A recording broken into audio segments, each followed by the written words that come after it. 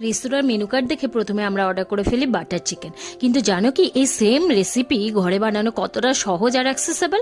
প্রথমে একটা বোলে লঙ্কা গুঁড়ো, জিরে গুঁড়ো, ধনে গুঁড়ো, গোলমরিচ গুঁড়ো আর নুন, হলুদ দিয়ে, দই দিয়ে, সর্ষের তেল দিয়ে ভালো করে মিক্স করে চিকেন দিয়ে ম্যারিনেট করে রাখতে হবে কমসে কম আধ ঘন্টা। এবারে প্যানে সাদা তেল আর বাটার দিয়ে বেসিক গরম মশলা, তেজপাতা ফোড়ন দিয়ে মোটা করে কাটা পেঁয়াজ, রসুন, আদা, ড্রাই কাশ্মীরি লঙ্কা, টমেটো, কাজু, আমন্ড, চারমগজ, নুন, হলুদ দিয়ে কুক করে মশলাটিকে গ্রাইন্ড করে নিতে হবে। এবারে প্যানে বাটার দিয়ে ম্যারিনেট করা চিকেন দিয়ে ফ্রাই করে নিতে হবে উল্টে পাল্টে। শেষে স্মোকি ফ্লেভার দেওয়ার জন্য আমি এখানে ইউজ করেছি নারকেলের সেল, জ্বালিয়ে ঢাকা দিয়ে স্মোকি ফ্লেভার এনে। শেষে গ্রেভি প্রিপারেশন, প্যানে বাটার, সাদা তেল দিয়ে বেসিক গুঁড়ো মশলা আর নুন দিয়ে তো ভেজে গ্রাইন্ড করা মশলাটিকে ছেঁকে দিতে হবে, সাথে জল দিতে হবে। মশলাটি একটু ভেজে চিকেন দিয়ে লো টু মিডিয়াম ফ্লেমে কুক করতে হবে 10 থেকে 15 মিনিট।